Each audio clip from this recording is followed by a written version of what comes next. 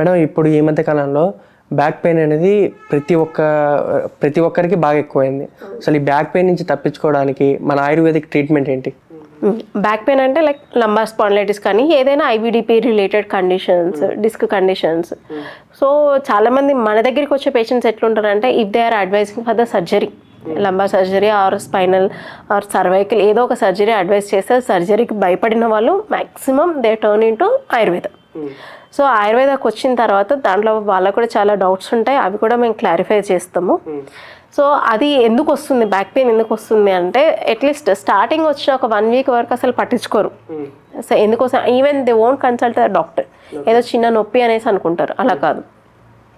So ఏదైనా work చేస్తున్నారు బాగా సివియర్గా పెయిన్ వస్తుంది అని అంటే మనం ఓల్డెన్ డేస్లో చూసేవాళ్ళం, లైక్ ఏదైనా పని చేసేవాళ్ళు నడుముకి ఒక చిన్న బెల్ట్ లాగా కట్టుకొని ఒక టవల్ లాగా కట్టుకొని, ఎందుకు అంటే it supports the hip, it supports the spinal cord.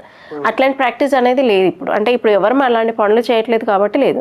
And అందరూ ఎక్కువ ఓవర్ జర్నీస్ అవుతున్నాయి, లైక్ రోడ్ ఒకటి అనీవెన్గా ఉంటుంది, అలాంటి కండిషన్ ఒకటి, అండ్ లాంగ్ సిట్టింగ్ జాబ్స్ ఒకటి, అండ్ కూర్చునే ఒక కుషన్ బాగుండకపోవడం, లేదంటే ఏదైనా ట్రామా కండిషన్ లైక్ ఏదైనా కింద పడడం కానీ యాక్సిడెంట్ అవ్వడం, ఇట్లాంటి కండిషన్లో ఏమైనా డిస్క్ ఏమైనా జరిగిందా, డిస్క్లో ఏమైనా స్పేస్ వచ్చింది, ఇలాంటి కండిషన్ కొన్ని రూల్ అవుట్ చేసుకొని along with the medication and panchakarma definitely it will help you.